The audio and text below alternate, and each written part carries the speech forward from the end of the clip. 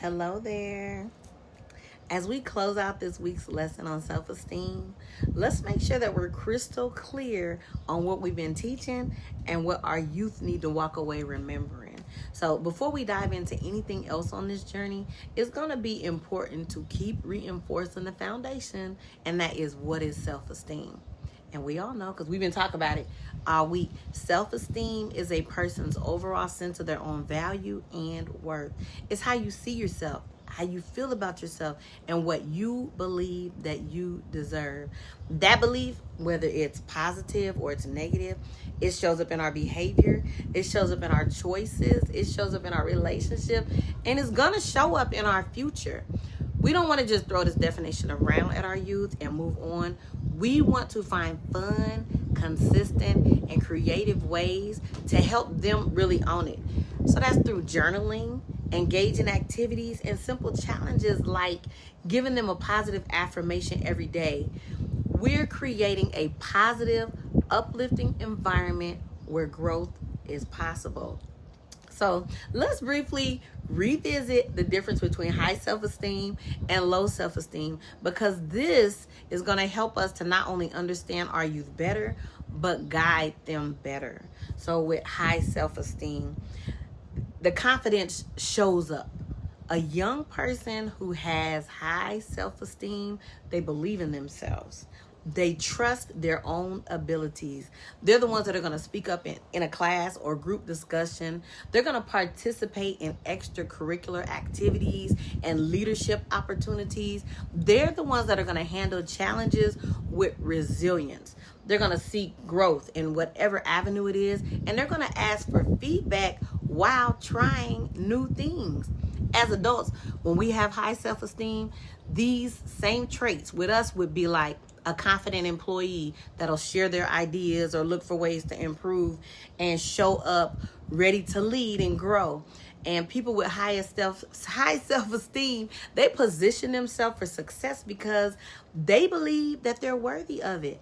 That's the kind of mindset that we want to help our youth to develop. So now with low self-esteem, the silent struggle, because that's kind of what it is, Let's look at the flip side. A student with low self-esteem, they might avoid raising their hand, even when they know the answer. They might procrastinate, not because they don't care, but because they're afraid to fail. They might stay quiet in social settings because of fear of judgment.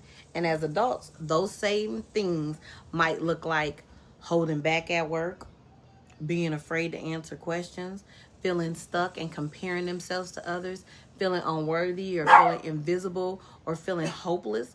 So as adults, we go through these same things.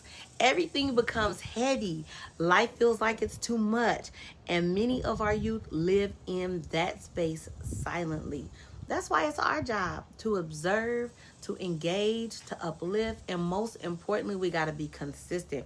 We can't just care about our youth during Youth Month or when the cameras are rolling. If you call yourself a youth advocate, then the love and the effort should be a full-time job. So let's talk about why this work really does matter. Self-esteem is the root of so much in life. It's the root of mental health, emotional strength, success, and even relationships. When we nurture a young person's self-esteem, we help them believe that they belong. We help them know that they matter and that they can become more. Low self-esteem is not a life sentence. We know that. But it is a signal, and we have the tools to respond with care.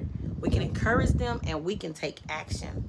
And when we do this with intention, we help our youth to unlock their full potential. They will start to walk taller. They'll start to speak louder. They'll start to love themselves more deeply. And that's our goal. That's the reward to us for what we're teaching them. So next week, let's talk about what we're going to do next week. Next week's focus is going to be on self-love and self-care. So we're going to go a little bit deeper, and we're going to focus on how practicing self-love and self-care will strengthen self-esteem. It's going to support mental and emotional well-being, and we're going to give tools and real examples, and we'll have new activities that will keep the momentum going. So you guys, let's keep showing up.